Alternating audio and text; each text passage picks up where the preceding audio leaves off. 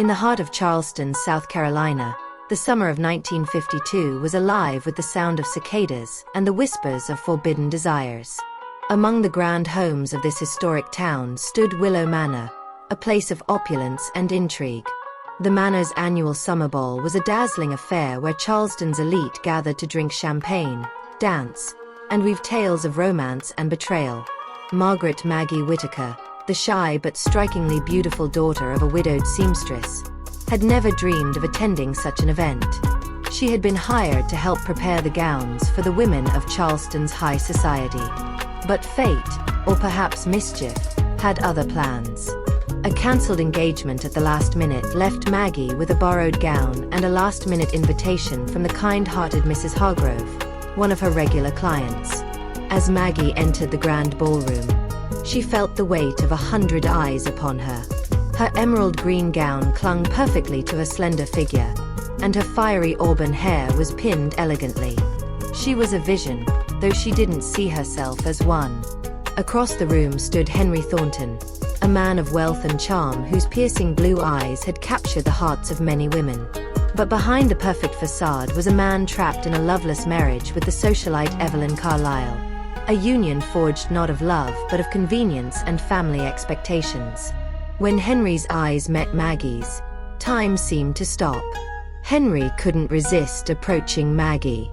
"I haven't seen you here before. Would you do me the honor of a dance?" he asked, extending his hand.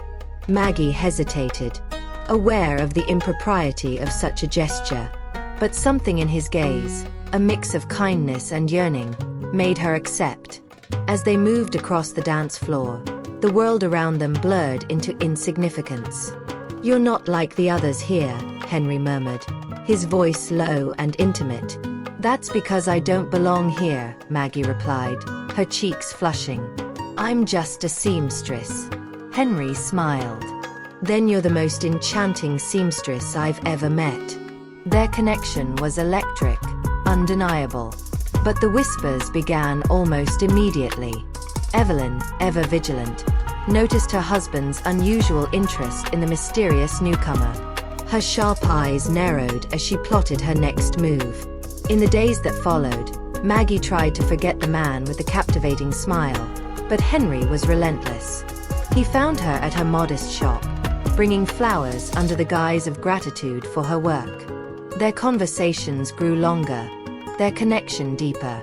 They met in secret at the old oak tree by the riverbank, a place where love felt free from societal chains. "This can't go on, Henry," Maggie whispered one evening, tears welling in her eyes. "You have a wife. People will talk." "Let them talk," Henry replied, his voice filled with conviction. "I've never loved her, Maggie. Not the way I love you. But love, no matter how pure, cannot escape the shadows of betrayal." Evelyn's suspicions grew.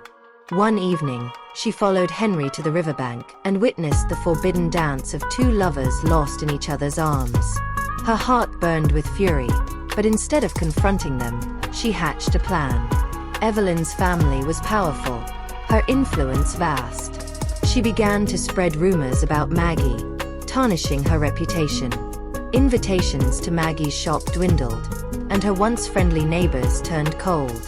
Maggie felt the weight of society's judgment crushing her. "I can't do this anymore, Henry," Maggie said one evening, her voice breaking. "Your wife is destroying me. I can't fight her." "Then we'll leave," Henry declared.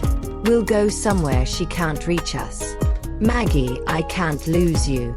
But Evelyn had anticipated this. She manipulated her family to threaten Henry's business and reputation, forcing him to make an impossible choice. Under the cover of darkness, Henry met Maggie one last time at the riverbank. "I'm being forced to stay, Maggie," he said, his voice heavy with despair. "But I swear to you, I will find a way to be with you."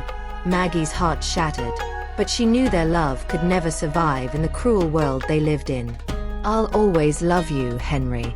But you need to do what's best for you." Their final dance under the moonlight was bittersweet, their hearts breaking with every step. As the first rays of dawn appeared, They parted, knowing their love would forever remain a beautiful, tragic memory. Years passed, and Maggie rebuilt her life.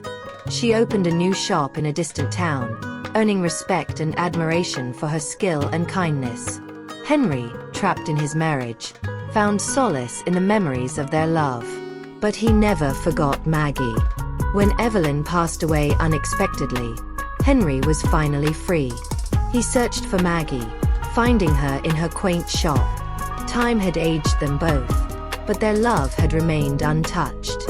"Maggie," he whispered, tears in his eyes.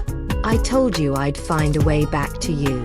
Maggie smiled, her heart swelling with the love she had never stopped feeling. "You're late, Henry," she teased, tears streaming down her face. They embraced, their love finally given the chance to bloom in a world that had once tried to keep them apart.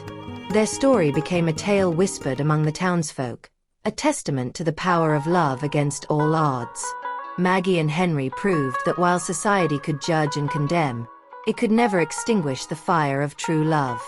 And in their twilight years, as they danced under the stars, they knew that their forbidden dance had been worth every tear, every heartache, and every whispered word.